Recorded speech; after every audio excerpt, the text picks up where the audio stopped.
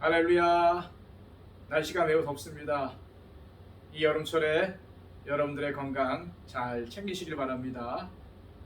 오늘도 이 아침 하나님께서 주신 새로운 이날에 제일 처음 시간을 하나님께 드리는 여러분들을 축복합니다.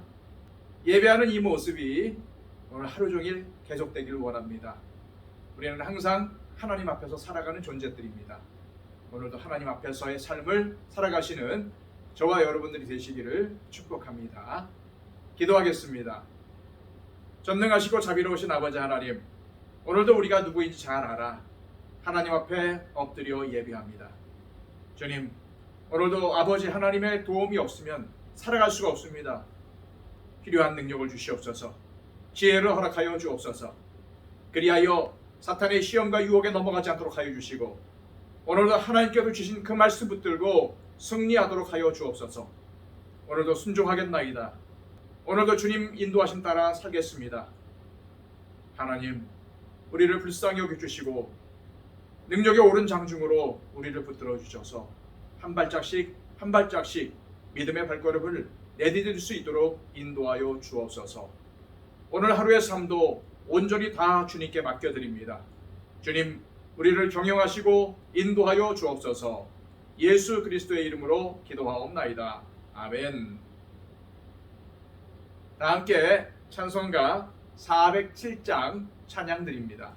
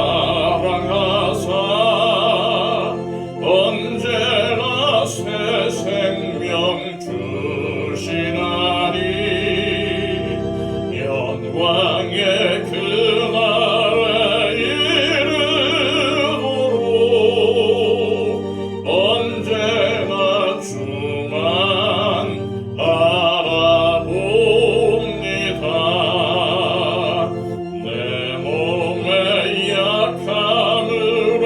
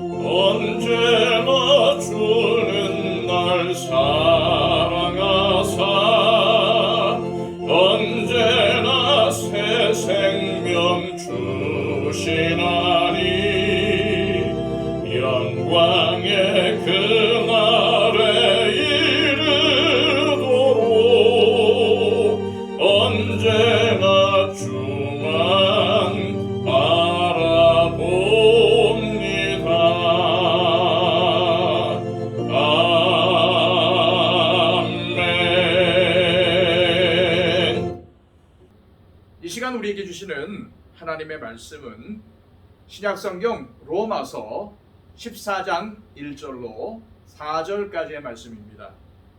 신약성경 258쪽입니다. 믿음이 연약한 자를 너희가 받되 그의 의견을 비판하지 말라. 어떤 사람은 모든 것을 먹을 만한 믿음이 있고 믿음이 연약한 자는 채소만 먹느니라. 먹는 자는 먹지 않는 자를 업신여기지 말라. 이는 하나님이 그를 받으셨음이라. 남의 하인을 비판하는 너는 누구냐?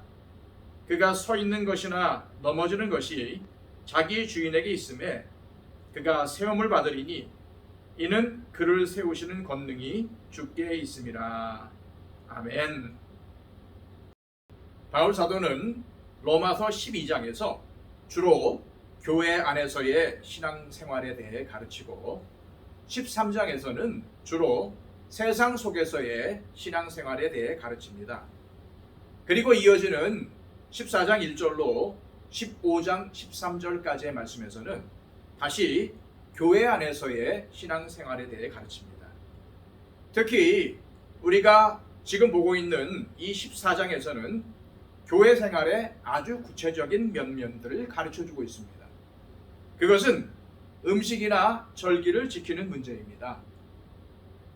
오늘 본문을 보면은 로마 교회의 성도들은 음식이나 절기 문제로 서로 갈등이 있었던 것 같습니다.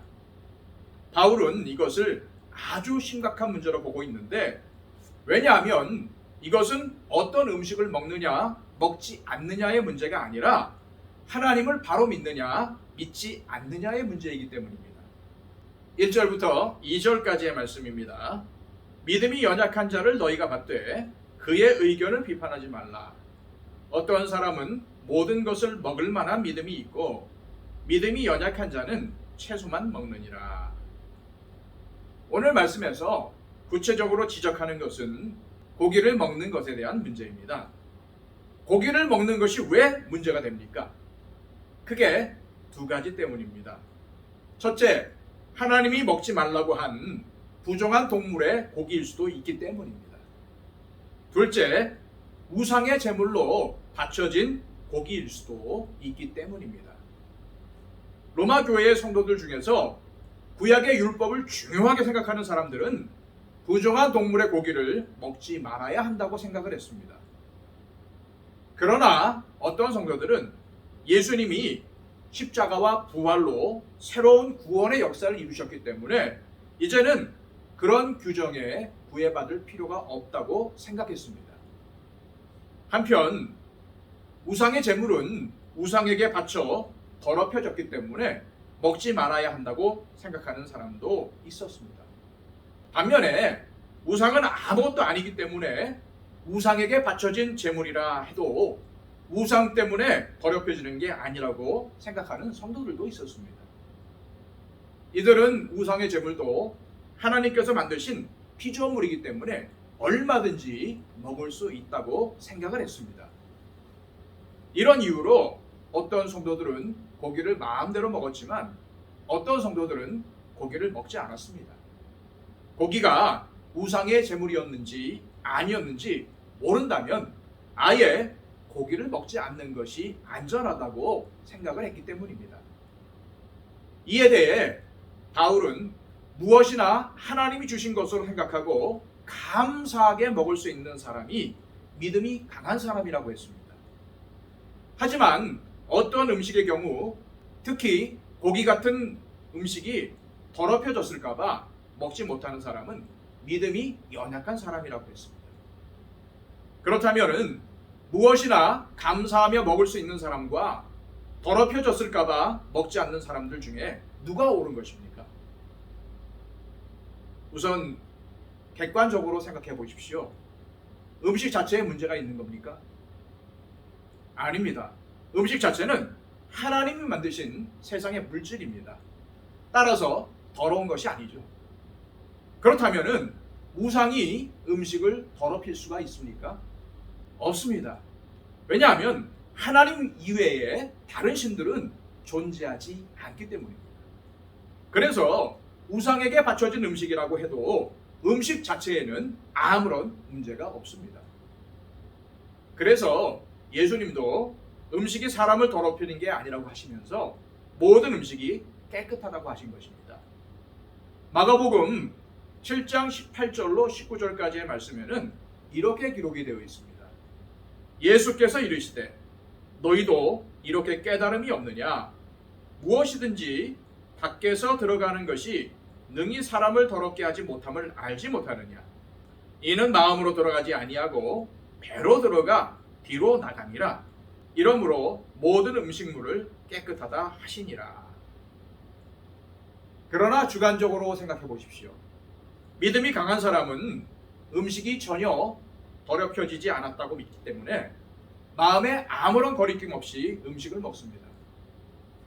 그러나 반면 믿음이 약한 사람은 음식이 더럽혀진 것 같아서 몹시 먹기가 깨름직합니다. 이런 마음으로 음식을 먹으면 믿음 없이 먹는 것이기 때문에 죄가 됩니다. 그래서 로마서 14장 23절에는 이렇게 기록이 되어 있는 것입니다. 의심하고 먹는 자는 정죄되었나니 이는 믿음을 따라 하지 아니하였기 때문이라. 믿음을 따라 하지 아니하는 것은 다 죄니라. 그래서 이 음식이 꺼림칙하다고 생각하는 사람은 의심이 되는 음식을 먹지 않는 것이 맞습니다. 결국 고기를 먹는 사람이나 먹지 않는 사람이나 다 옳습니다. 그래서 하나님께서 둘 다 받아주신 것입니다. 3절 말씀입니다. 먹는 자는 먹지 않는 자를 없인 여기지 말고 먹지 않는 자는 먹는 자를 비판하지 말라. 이는 하나님이 그를 받으셨습니다. 계속 말씀드리지만 하나님은 우리의 마음의 중심을 보십니다. 음식을 먹는 사람은 하나님의 절대 주권을 믿기 때문에 다른 것의 영향을 무시하고 먹는 것입니다. 철저히 하나님을 믿는 마음으로 먹는 것이죠. 그렇기 때문에 하나님께서 받아주시는 것입니다. 반면에 먹지 않는 사람은 하나님 앞에서 조금 더 부족해지지 않으려는 마음으로 그 음식을 먹지 않는 것입니다. 사실 그 음식 자체는 먹어도 되는 것이지만 아직 믿음이 연약한 사람은 그 음식이 우상에게 바쳐졌을지도 모르기에 부정하다고 생각합니다. 그래서 조금이라도 하나님 앞에서 부정해지지 않기 위해서 그 음식을 먹지 않는 것이죠. 그 믿음과 지식은 부족하지만 그래도 하나님을 잘 섬기려는 마음은 훌륭하지 않습니까? 그래서 하나님은 고기를 먹지 않는 사람도 받아주시는 것입니다. 그렇다면 우리 성도들은 어떻게 해야 할까요? 하나님이 받아주신 사람을 우리가 어떻게 거부하고 정죄할 수가 있겠습니까? 우리는 하나님의 뜻대로 그를 받아주어야 합니다. 이것이 하나님을 믿고 하나님께 전적으로 의지하는 참된 성도의 자세입니다. 저와 여러분 모두가 다 하나님의 마음을 품을 수 있기를 소망합니다.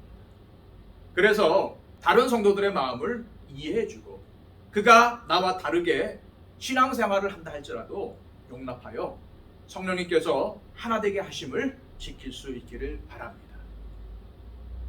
이 시간 우리 다 함께 기도하실 때에 하나님, 함께 신앙생활하고 있는 형제자매 중에 나와 다르다고 해서 내 마음에 맞지 않는다고 해서 정죄하거나 비판한 적이 있습니까? 하나님 용서하여 주시옵소서. 하나님께서 받으신 그 성도를, 그 형제를, 그 자매를 내가 어떻게 정죄할 수가 있겠습니까? 내가 어떻게 비판할 수 있겠습니까? 하나님, 내가 그를 비판했다면 용서해 주시고 이제 주님 앞에 회개하오니 주님, 나의 모든 잘못들을 사하여 주옵소서. 그리고 내가 그 형제 자매를 더 사랑하고 더 배려하고 더 높여줄 수 있는 주님 닮은 마음을 허락하여 달라고 주님 앞에 기도했으면 좋겠습니다. 그리고 또한 우리 더처치를 위해 기도해 주시고 우리 교회 안에 있는 모든 성도들을 위해서 그분들의 사정과 형편을 하나님 앞에 아뢰며 기도해 주시기를 바랍니다. 몸이 연약한 분들 계십니다.